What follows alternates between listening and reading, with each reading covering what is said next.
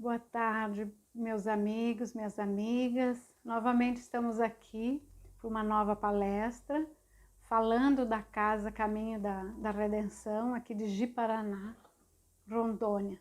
Meu nome é Iris. Hoje nós vamos falar dois temas do Evangelho segundo o Espiritismo. O primeiro é parentela corporal e a parentela espiritual.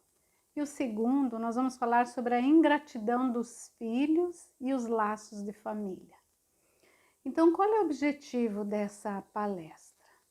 A primeira é esclarecer a todos o significado da parentela corporal e a parentela espiritual, assinalando que consistem os verdadeiros laços de família, ressaltando a nossa responsabilidade junto daqueles, que encarnam na condição de familiares nossos. E o segundo, nós vamos analisar as causas anteriores das ingratidões dos filhos para com os pais, esclarecendo-os de que a família terrena, ela oferece a ofensores e ofendidos oportunidades de aproximação e reajuste, né? Então, isso significa que nós vamos falar sobre a lei das reencarnações. Então, teve uma passagem de Jesus que isso está em Marcos, né, no capítulo 3, e está em Mateus, no capítulo 12, que ele diz o seguinte: quem é a minha mãe e quem são os meus irmãos? E tendo vindo para casa, reuniu-se aí tão grande multidão de gente, que eles nem sequer podiam fazer sua refeição. Sabendo disso, vieram seus parentes para se apoderarem dele, pois diziam que perdera o espírito. Entretanto, tendo vindo sua mãe e seus irmãos, e conservando-se do lado de fora, mandaram chamá-lo. Ora, o povo se assentara em torno dele e lhe disseram: tua mãe e teus irmãos estão lá fora te chamando. E ele lhe respondeu: quem é a minha mãe e quem são os meus irmãos? E perpassando o olhar pelos que estavam assentados ao seu redor, disse: eis aqui a minha mãe e meus irmãos. Pois todo aquele que faz a vontade de Deus, esse é meu irmão, minha irmã e minha mãe. Então, vamos ver o que significa, né, essa passagem de Jesus. O que ele quis dizer com essa passagem? E Kardec, claro, ele inicia os comentários lembrando que certas palavras pronunciadas por Jesus parecem estranhas, né? Parecem contraditórias aos seus próprios ensinos, porque Jesus ele era amor, né? E realmente parecem que contradiz toda a sua bondade, toda a sua benevolência para com todos, e como toda a sua doutrina ela tem por base o amor e a caridade. Então precisamos analisar dentro de um contexto global. Então, em realidade, Jesus, ele coloca a sua missão acima de tudo. Ele sempre fez assim. Então, ele aproveita todas as circunstâncias e situações para deixar seus ensinos sempre verbais. Então, nessa passagem que Marcos e Mateus falam, né, da sua vida, ele apenas aproveitou a situação para esclarecer que antes de qualquer parentesco biológico, somos todos irmãos, né? Na paternidade divina, porque Deus nos criou todos, né? Com todo o seu amor. Então, nós somos uma grande família. Então, o que faz a ligação espiritual é a afinidade de sentimentos, de pensamentos, de ideias e não de laços de sangue. Então, lá no Evangelho segundo o Espiritismo, no capítulo 14, no item 8, diz o seguinte: os laços do sangue não estabelecem necessariamente os laços entre os espíritos. O corpo procede do corpo, mas o espírito não procede do espírito, porquanto o espírito já existia antes da formação do corpo. Então, não é o pai quem cria o espírito do seu filho. Ele apenas lhe fornece o invólucro corpóreo, quer dizer, o corpo físico, cumprindo, claro, no entanto, né, auxiliar o desenvolvimento intelectual e moral do filho, para fazer esse espírito que está reencarnando, né, progredir. Então, os que encarnam numa família, sobretudo como parentes próximos, são a maioria, né, espíritos simpáticos ligados por anteriores relações. Então, as famílias, elas vêm se ligando por diversas encarnações, né? Essa afinidade, essa simpatia interliga todos. Então, eles vêm reencarnando juntos para progredir juntos.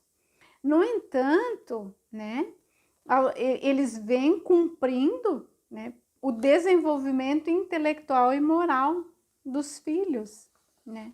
Então, os que encarnam numa família, sobretudo como parentes próximos, são na maioria espíritos simpáticos, ligados por anteriores relações, que se expressam por uma afeição recíproca na vida terrestre.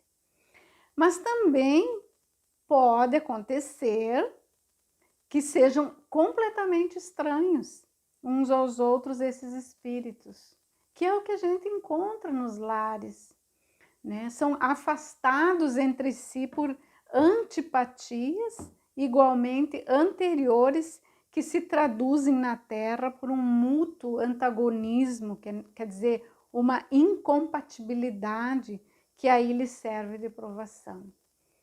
Então, a gente vê dentro dos lares essa antipatia entre irmãos, entre pai e filho, entre filha e mãe e assim por diante. Então, não são os da consanguinidade os verdadeiros laços de família, que diz Kardec, e sim os da simpatia e da comunhão de ideias, os quais prendem os espíritos antes, durante e depois de suas encarnações. Então, o Espiritismo, ele tornou bem compreensível isso, né? Mostrando que a diferença entre o parentesco corporal e o parentesco espiritual. Então, as famílias pelos laços espirituais são aquelas famílias duráveis, que se fortalecem pela purificação e se perpetuam no mundo dos espíritos, né? Através de várias migrações da alma.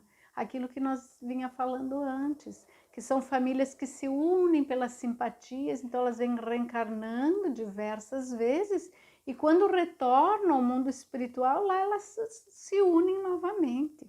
Esses são as famílias pelos laços espirituais. E as famílias pelos laços corporais são as famílias que se unem por interesse somente, por paixões acerbadas. Por isso são frágeis como a matéria. Então elas duram um tempo aqui na Terra, depois se dissolvem essas famílias, porque eles não são espíritos simpáticos entre si. Então elas se extinguem com o tempo e muitas vezes se dissolvem moralmente e já aqui na existência atual. Não se ligam mais. Por quê? Porque se interessavam somente por coisas materiais, por paixões, né? por outras coisas que não condiz com a simpatia, aquela vivência para ambos progredirem. Então, a família, ela é uma reunião espiritual, né, no tempo, e por isso mesmo, né, ela é um lar, é um santuário, na verdade. Então, muitas vezes, principalmente na Terra, vários dos seus componentes eles se afastam da sintonia com os mais altos objetivos da vida. Isso acontece, né? Todavia, quando 2 ou 3 de seus membros aprendem a grandeza das suas possibilidades de elevação, ligando-se profundamente para as realizações do Espírito Eterno, são de esperar maravilhosas edificações. Então, dentro da família, às vezes se destaca 2, 3 por simpatia e se afastam da família que não se sintonizam e vão procurar o seu progresso moral e espiritual. Então, não houve, no caso ali, nesse caso de Jesus, quando veio a sua mãe e seus irmãos, não houve indiferença de Jesus e nem mesmo desprezo em relação à sua mãe e seus irmãos. Apenas, né, destacou a irmandade de todos como filhos de um mesmo Pai. Jesus quis dizer que todos nós somos irmãos, somos mães, somos pais, somos irmãos. Então tem uma mensagem de Jesus no momento da cruz que talvez foi a mais difícil passagem que houve pela terra. Quando Jesus demonstrou seus cuidados, sua solicitude com relação à sua mãe. E conforme está em João, no capítulo 19, no versículo 26 e 27, até vocês podem verificar isso, que ele disse que Jesus, né, vendo sua mãe junto dela, o seu discípulo amado, porque Jesus gostava muito de João. E ele disse, mulher, eis aí o teu filho. Depois disse ao discípulo, né, João, eis aí tua mãe. Então, nessa hora, nesse momento em diante, o discípulo a tomou para casa. Então, João até morou um tempo com Maria, ele comprou uma casinha em Efésio e trouxe Maria para dentro da casinha e cuidou de Maria como seu filho. Então, aqui a gente vê a preocupação de Jesus com relação à sua mãe e com relação ao discípulo, que João era bem novinho, né? Então, não contradiz com aquilo que ele falou sobre quando a família veio buscá-lo. Então, nós devemos aprender com esse exemplo, que Jesus nos deixou, né? Que nós devemos sermos irmãos, sermos pais e mães de qualquer um, né? No momento em que alguém estiver necessitado, a gente faz esse papel, que é um papel que é um momento de caridade, de amor com o nosso próximo.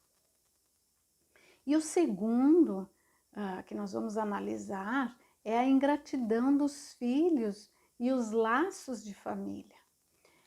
Santo Agostinho, ele inicia essa sua passagem dizendo que a ingratidão é um dos frutos mais imediatos do egoísmo, ele diz. Que a revolta sempre os corações virtuosos, né? Mas a dos filhos para com os pais tem um sentido ainda mais odioso. Então, quando essa ingratidão, ela revolta sempre os corações, né? Mas principalmente dos filhos para com os pais.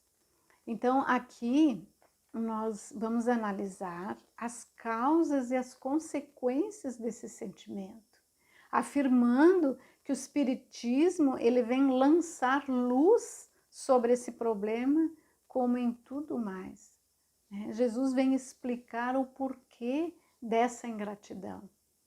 Então, vamos analisar assim. Todos nós aqui estamos vivendo entre famílias, né? E após a nossa morte física, nós, como espíritos que somos, despertamos no espaço como nós somos, ou seja, com os nossos sentimentos, as nossas paixões. Então, onde continua lá na espiritualidade o nosso aperfeiçoamento. Então, muitas vezes nós procuramos nos aperfeiçoar, ou nós estacionamos na sua maneira de ser, né, de sermos, até que sintamos vontade de fazer essas mudanças, de progredir. Então, os que já alcançaram, né, um pouco de evolução, reconhecem os efeitos dos seus erros, né? Fruto das paixões exacerbadas, arrependendo-se e desejando corrigi-los e transformá-los. Então, quando nós desencarnamos, né, se já estamos um pouquinho evoluídos, nós vamos reconhecer os nossos erros, né? E aí nós vamos nos arrepender e vamos desejar corrigi-los, né? Então, aprendem que a única maneira de fazê-lo é com a senha da caridade. A única maneira, né, de nós nos corrigir, de nós nos transformar, é através da caridade. O que é a caridade aqui? É o perdão das ofensas, das injúrias, né? Pois não há caridade com ódio no coração e sem o perdão. Então, todos nós sabemos que nós precisamos renascer na Terra, né? Nós precisamos renascer em família, às vezes, dos nossos inimigos. Aí nós sofremos muito, né? Nós hesitamos, porque a simples mudança de intenções não é o suficientemente forte para eliminar sentimentos criados e enraizados por nós. Então é necessário, como diz aqui no Evangelho, que a consciência de renunciar aos seus interesses de vingança, de perdoar, de conviver com a família em que lhe fizeram tanto mal, acione uma vontade interna bastante grande para estimulá-los a tentar uma nova existência, que lhe causa medo e apreensão. Vejam só, nós vamos reencarnar no meio de uma família onde essa família nos prejudicou em vidas anteriores, né? Então, é um grande passo que nós vamos dar. Então, todos, nesse momento, a família que vai nos receber e nós que vamos aceitar viver no convívio dessa família, nós vamos receber toda a assistência dos espíritos protetores, nos momentos até mais difíceis, porque se nós analisarmos, vai ser uma reencarnação bastante difícil. Então, preparamos e retornamos à Terra, em nova oportunidade de recomeço, de reconciliação e de aprendizado novo. Então, a convivência íntima com pessoas a quem se odiou é sempre uma prova difícil para o espírito. É a transformação dos sentimentos negativos para os positivos. Vai depender aí da manutenção das suas intenções criadas e desenvolvidas no plano espiritual. Porque ele levou muito tempo se preparando para reencarnar nesse lar. E para ele não foi fácil essa aceitação. Mas graças à misericórdia divina, o espírito renasce sem qualquer lembrança do passado. Por isso que nós não lembramos das nossas reencarnações. O que facilita, né, ver as pessoas que estão ao nosso redor, que nos receberam como filho, né, como pai, mãe, irmãos, avós, durante a nossa infância, despertando sentimentos mais nobres, né? É receber aquele filho. Então, se nós esquecemos todo o nosso passado, essa família também esquece o passado, é um recomeço para ela. Então, ela vai receber aquele espírito com todo amor e carinho. Então, mas todavia, todavia, quanto mais intensa tenha sido o rancor, o ódio, a antipatia anterior, mais difícil vai ser essa convivência que muitas vezes a faz renunciar do inconsciente Quer dizer, renunciar do inconsciente que se quer que quem, né, a sinta saiba. Então, essa é uma causa das muitas das repulsas instintivas que se notam em algumas crianças sem um motivo justificativo, que está em um passado distante ou próximo, porque não houve o perdão e o único recurso que se desfaz os sentimentos perturbadores.